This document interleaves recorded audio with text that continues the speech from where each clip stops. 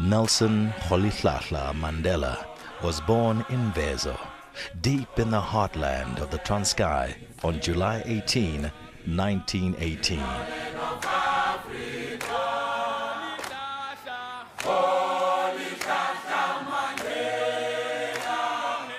Rolihlahla literally means pulling the branch of a tree, or colloquially, troublemaker.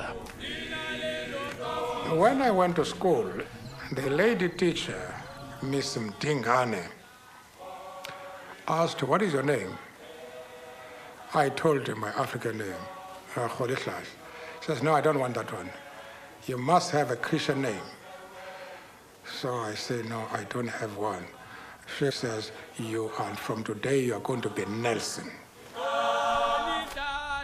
Raised amongst Xhosa royalty and sent to the best schools, Mandela was being groomed to assume high office as councillor of the Temple King.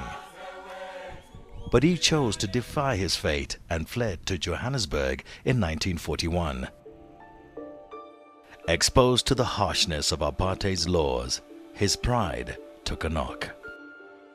Young Mandela met Walter Sisulu, who became his mentor. He helped Mandela through law school, introduced him to his first wife, Evelyn, and brought him into the African National Congress. It was when I came into the African National Congress that I realized that Xhosas are only a part of the African people. That the task of the ANC was to unite the African people and out of them build a nation. In 1948, apartheid was entrenched in every aspect of life. You begin to find signs, apartheid signs, which we did not have before 1948. There were no signs before 1948 that said whites, blacks, coloreds, Indians only. Mandela and other ANC Youth League firebrands called for mass action. By 1952, Mandela had become a man of the city with quite a reputation. Smartly dressed, driving a big Oldsmobile, he opened his own law office with his friend Oliver Tambo, opposite the Magistrates Court in Johannesburg. He had a large following. There was always a queue outside his office. People wanted to be represented, especially by him. And that's because I think of his showman style. In the 50s, Mandela was banned, arrested, and imprisoned several times. After his first marriage to Evelyn crumbled, he met Nomzamo Winifred Madikizela.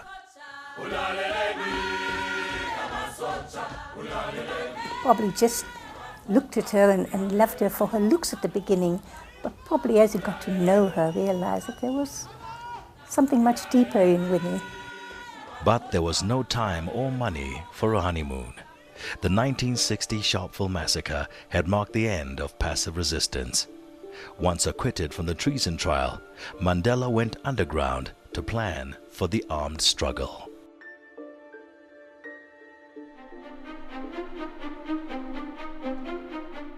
Dubbed the Black Pimpernel by the press, Mandela was commander-in-chief of the ANC's military wing, Umkhonto weSizwe. There are many people who feel that it is useless and futile for us to continue talking peace and non-violence against a government whose reply is only savage attacks on an unarmed and defenseless people. He lived on the run for 17 months, but was finally arrested in August 1962. During the Rivonia trial, Mandela was not apologetic and took full responsibility. His statement from the dock sent a message of hope that spread like wildfire from every shack to every mine shaft and haunted the conscience of those that clung to minority rule. The ideal of a democratic and free South Africa was one for which Mandela was prepared to die.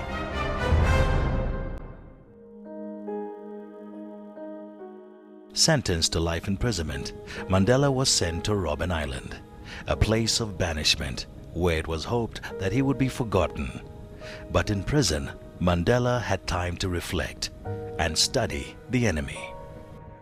He came to realize that the military victory was not going to happen, and it would have to end at a negotiating table.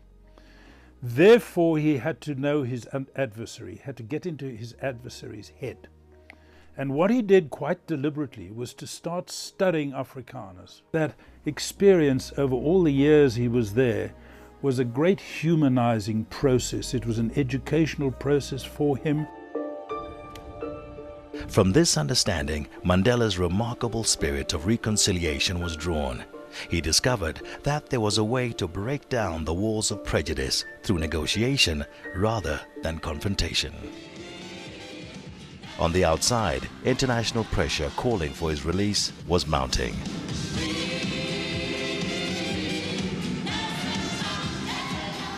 The world's most famous prisoner had achieved iconic status.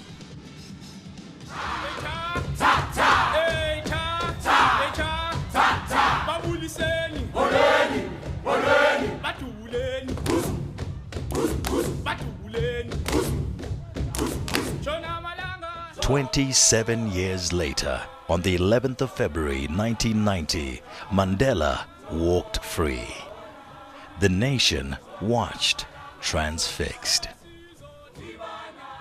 I have spoken about freedom in my lifetime. Your struggle, your commitment, and your discipline has released me to stand before you today.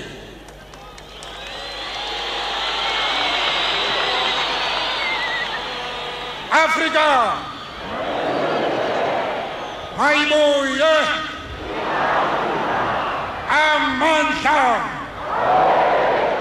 Looking into his eyes and into his face, there was no jubilation, there was no elation to celebrate, I'm out, I'm free.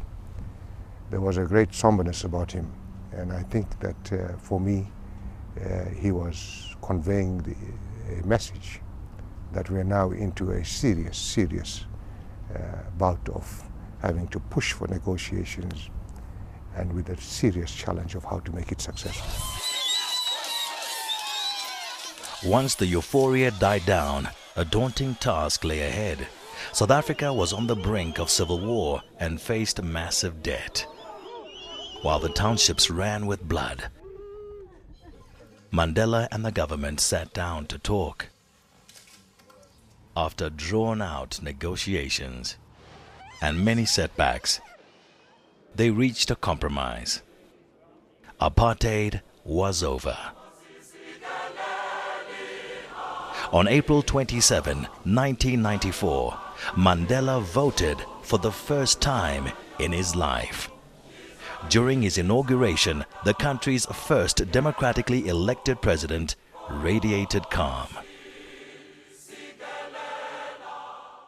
Never, never, and never again shall it be that this beautiful land will again experience the oppression of one by another.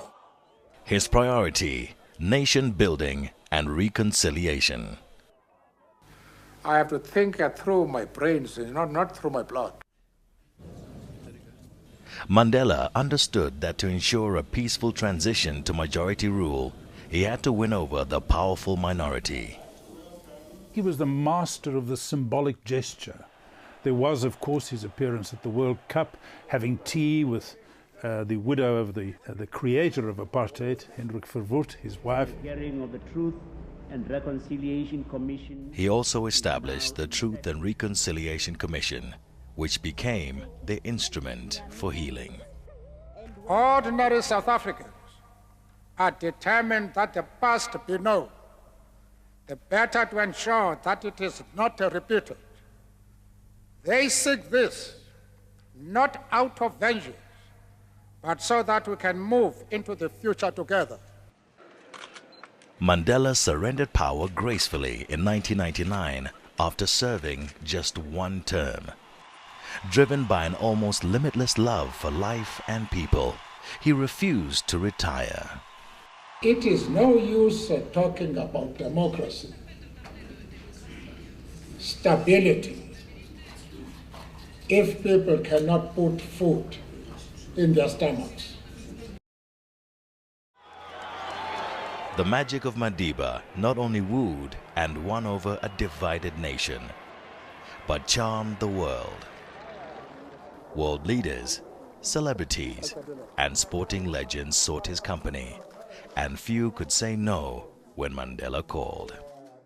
The phone rings and somebody says, "It's President Mandela wants to talk to you." And it was 2000. So I pick up the phone and he said, "My president." Now, whenever he started a conversation like that, that was a code word.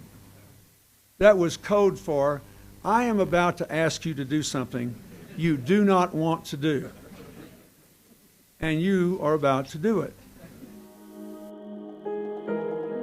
But a life devoted to serving the people meant sacrifice. The father of a nation had been an absent father to his own children. His failed marriage to Winnie had left him feeling lonely and heartbroken. And just when he thought it was impossible to fall in love again, he married his third wife, Graça Machel, on July 18, 1998, on his 80th birthday.